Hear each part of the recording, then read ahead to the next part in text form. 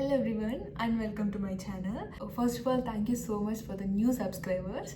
And ఈ వీడియోలో వచ్చి నేను నా యూఎస్ ప్రాసెస్ అంతా ఎక్స్ప్లెయిన్ చేస్తాను. లైక్ మొత్తం డీప్గా పోను, బట్ నేను ఏ స్టెప్స్ ఫాలో అయ్యాను and step by step process ఎలా వెళ్ళింది అని A to Z చెప్తాను.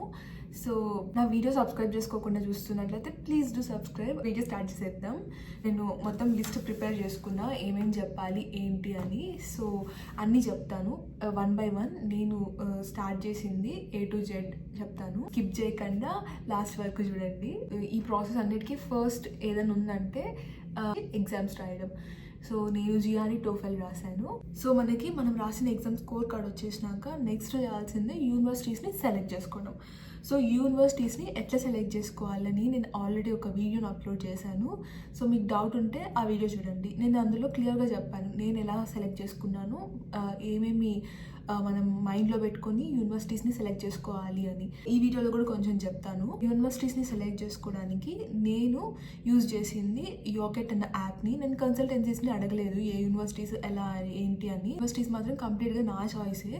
సో నేను ఒక 5 యూనివర్సిటీస్ని సెలెక్ట్ చేసుకొని అప్లై చేశాను. ఈ యోకెట్లో మన రిక్వైర్మెంట్స్ని బట్టి మనం యూనివర్సిటీస్ని ఫిల్టర్ చేసుకోవచ్చు. లైక్ మనకి ఎక్కడ లైక్ యుఎస్, యూకేనా, జర్మనీనా అని మనకు కావాల్సిన ప్లేస్ పెట్టుకోవచ్చు. అండ్ మన ఫీజ్ని ఏ రేంజ్లో ఎక్స్పెక్ట్ చేస్తున్నాం అని పెట్టుకోవచ్చు. అండ్ లివింగ్ కాస్ట్ని సెలెక్ట్ చేసుకోవచ్చు. మన గ్రూప్ని ఇలా చాలా ఉంటాయి. ఇవన్నీ ఎంటర్ చేసి మనం సబ్మిట్ చేస్తే మనకి ఒక లిస్ట్ ఆఫ్ యూనివర్సిటీస్ని ఇస్తుంది. ఆ యూనివర్సిటీస్లో మీకు నచ్చిన యూనివర్సిటీని అప్లై చేసుకోవచ్చు. ఆ యూనివర్సిటీస్ని మనం అప్లై చేయాలంటే వాళ్ళకి కొన్ని డాక్యుమెంట్స్ కావాలి మన నుండి. సో ఆ డాక్యుమెంట్స్ అన్ని మనం ప్రిపేర్ చేసుకోవాలి. Like SOP and letter of recommendations and కొన్ని సర్టిఫికేట్స్ కావాలి, మన పాస్పోర్ట్ కావాలి అండ్ ట్రాన్స్క్రిప్ట్స్ కావాలి. సో ఇలా మన నుండి వాళ్ళు కొన్ని అడుగుతారు. సో ఇవన్నీ మనము వాళ్ళకి సబ్మిట్ చేసి ఆ యూనివర్సిటీస్కి అప్లై చేసుకోవచ్చు. మన ప్రొఫైల్ని వాళ్ళంతా రివ్యూ చేసి వన్స్ వాళ్ళు సాటిస్ఫై అయితే మనకి వాళ్ళు I-20 పంపిస్తారు. సో కొన్ని యూనివర్సిటీస్ ఎలా చేస్తారంటే యాక్సెప్ట్ చేస్తారు అండ్ వాళ్ళు కొంచెం ఫీ కట్టమంటారు. ఆ ఫీ కడితేనే మనకి I-20 పంపిస్తామని చెప్తారు. సో అలా కొంతమంది చేస్తారు అండ్ కొంతమంది డైరెక్ట్గా I-20 పంపిస్తారు. మళ్ళీ ఇక్కడికి వచ్చినాక మనం ఫీ కడతాము. So it depends on the universities. మనకి కాలేజ్ నుండి I-20 వచ్చినాక ఇంకా వీసా స్లాట్స్ బుక్ చేసుకోవాలి. దానికంటే ముందు మెయిన్ స్టెప్ ఒకటి ఉంది, DS-160. సో మనం వీసా ఇంటర్వ్యూకి అటెండ్ అవ్వాలన్నా, వీసా స్లాట్ బుక్ చేసుకోవాలన్నా మనకి DS-160 అన్నది మ్యాండేటరీ. మన డీటెయిల్స్ అన్నీ దాంట్లో ఎంటర్ చేస్తాము. సో ఎంటర్ చేసే ప్రతి ఒక్క డీటెయిల్ కరెక్ట్గా ఉండాలి. ఎందుకంటే ఇది ఆల్రెడీ వాళ్ళు వెరిఫై చేస్తారు, వీసా ఆఫీసర్స్ అంతా ఇది వెరిఫై చేస్తారు. DS-160 నుండి చాలా క్వశ్చన్స్ అడిగే ఛాన్సెస్ కూడా ఉంటాయి. సో DS-160లో A to Z డీటెయిల్స్ అన్నీ మనం ఫిల్ చేస్తాము. మన రెజ్యూమే పెడతాము, మన I-20 సబ్మిట్ చేస్తాం వాళ్ళకి.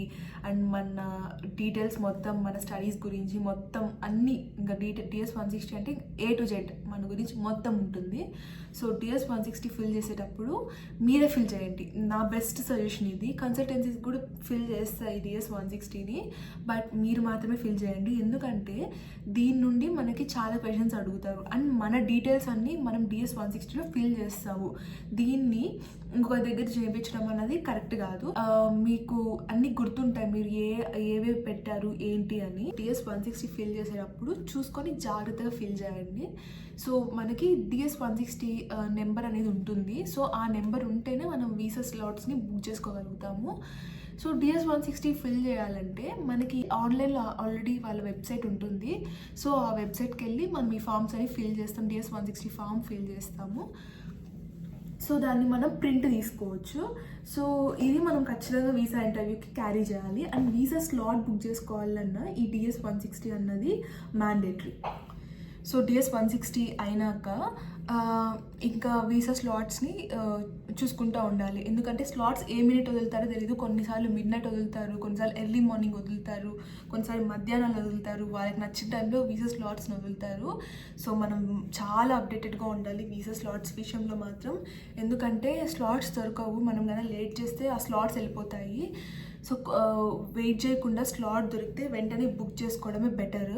సో మీరు చూసుకుంటూ ఉండాలి. సో వీసా స్లాట్స్ వదిలి వెంటనే మీరు బుక్ చేసుకునేసేయండి. వన్స్ మీకు బుక్ అయిపోయినాక ఇంకా మీరు ఖచ్చితంగా మ్యాండేటరీగా క్యారీ చేయాల్సిన డాక్యుమెంట్స్ కొన్ని ఉంటాయి, అవన్నీ సెట్ చేసుకోండి. సో డాక్యుమెంట్స్ అంటే మీకు సంబంధించిన డాక్యుమెంట్ ప్రతి ఒక్కటి క్యారీ చేయండి. ఎందుకంటే వాళ్ళకి ఇంకా మనల్ని వెరిఫై చేయాలి. వాళ్ళకి మన మీద ఏదైనా డౌట్ ఉన్నా వాళ్ళు ఖచ్చితంగా ఏదో ఒకటి అడుగుతారు. సో అప్పుడు మనము ఏదైనా ఇవ్వడానికి అవైలబుల్గా ఉండాలి. మ్యాక్సిమం అడగరు, బట్ ఇఫ్ ఇన్ కేస్ అడిగితే మాత్రం మనం రెడీగా ఉండాలి ఇవ్వడానికి. సో మ్యాక్సిమం అన్ని డాక్యుమెంట్స్ క్యారీ చేయండి వీసా ఇంటర్వ్యూకి వెళ్ళేటప్పుడు మాత్రం.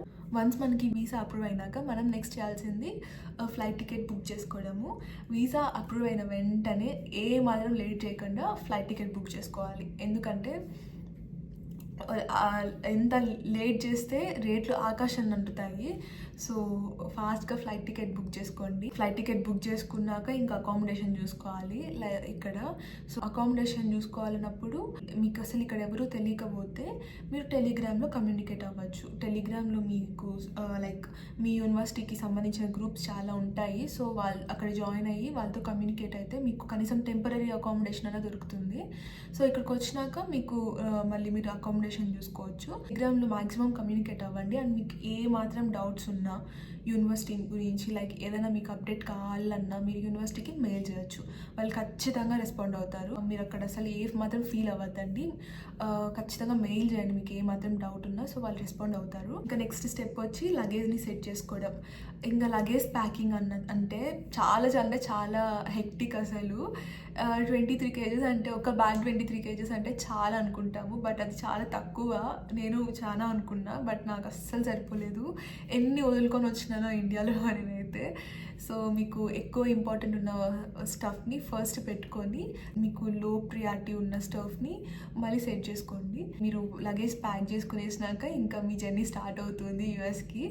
అంత కొత్తగా ఉంటుంది. మీ లైఫ్ టైం డ్రీమ్ని ఆల్మోస్ట్ ఇంకా ఫ్యూ అవర్స్లో రీచ్ అవుతారు. నా వీడియో ఎవరైనా చూస్తున్నట్లయితే లైక్ నా వీడియో ఎవరైనా వచ్చే వాళ్ళు చూస్తున్నట్లయితే have a safe journey and best of luck to them. యూఎస్కి రీచ్ అయిపోయినాక ఇంకా మీ లైఫ్ ఇక్కడ స్టార్ట్ అవుతుంది. కొత్త లైఫ్, కొత్త ఎక్స్పీరియన్సెస్, కొత్త ఎన్విరాన్మెంట్ అంతా కొత్తగా ఉంటుంది స్టార్టింగ్లో.